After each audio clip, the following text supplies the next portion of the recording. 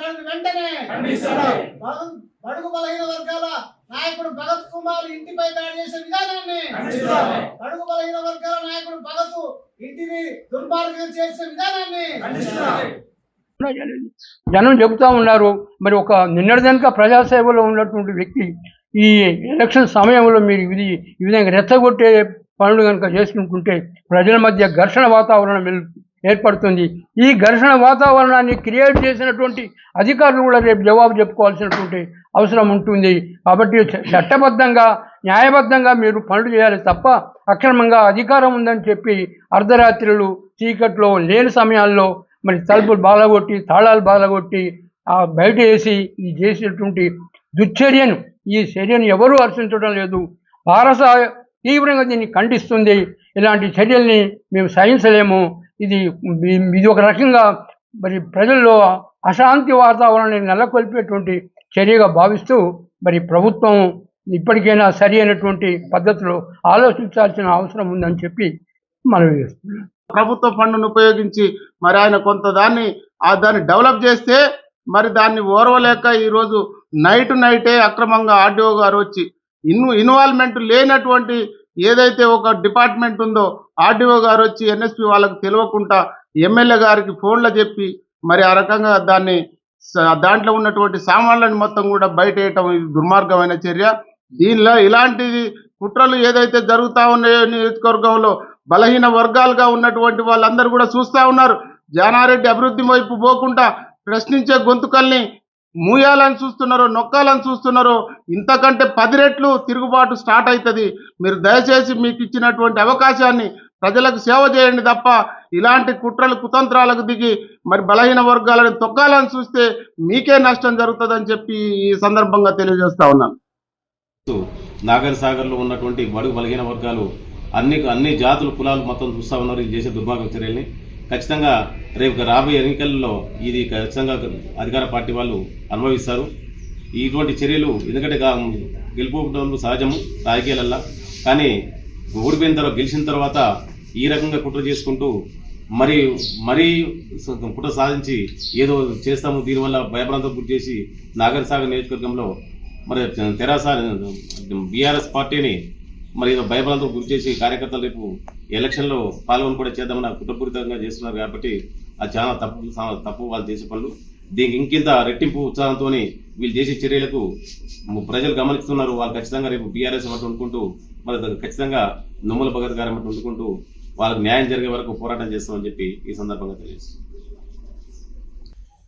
జానారెడ్డి ఏంటి ఆరచకలు చేసినా ఎంత దాడులు చేపించినా ఈ నియోజకవర్గ ప్రజలు భయపడేది లేదు. ఇది ఖబర్దార్ అని చెప్పి జానారెడ్డి గారికి మేము హెచ్చరిస్తా ఉన్నాం, వాని కుటుంబానికి హెచ్చరిస్తా ఉన్నాం. ఇది బహుజనుల రాజ్యం, ఈ పేదల రాజ్యం.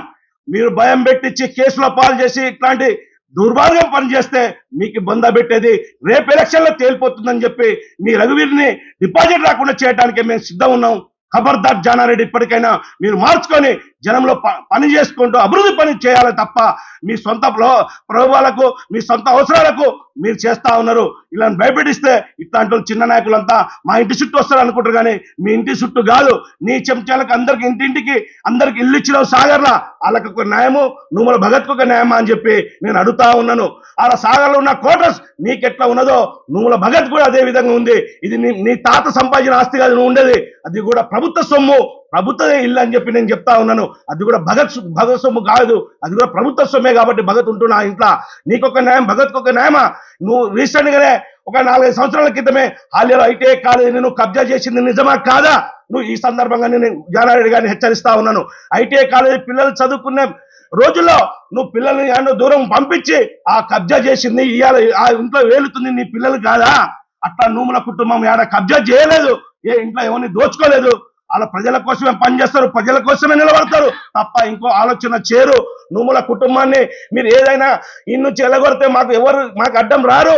నూముల ఫ్యామిలీ ఉంటే మా భవిష్యత్తు మాకు ఉండదని చెప్పి ఏకైక కారణంతో జానారెడ్డి కుట్రబంతుందని చెప్పి ఈ సందర్భంగా హెచ్చరిస్తూ బీఆర్ఎస్ పార్టీ కార్యకర్తల్ని ప్రజల్ని ఈ లోక్సభ ఎన్నికల ముందల భయభ్రాంతులకు గురి చేసి వాళ్ళని రాజకీయంగా అణగదొక్కబట్టు అంచే విధంగా ఇలా ప్రవర్తిస్తూ ఈరోజు చేసి అదేందని ప్రశ్నించే మాకు ఈరోజు అది ఎన్నికల కోడ్ ఉంది. అధికారులు ఏం చెప్తారంటే ఎన్నికల కోడ్ ఉంది, మీరు సమూహంగా రావద్దు, మీరు గొంతు ప్రశ్నించొద్దు, మీరు మాట్లాడొద్దు అని చెప్తారు. మరి అదే ఎన్నికల కోడ్ ఉన్నప్పుడు అక్కడ ఎవరైతే కోటలో నివాసం ఉంటున్నారో వాళ్ళకి తెలియకుండా కాల్ చేయవచ్చా ఈ అధికారులు?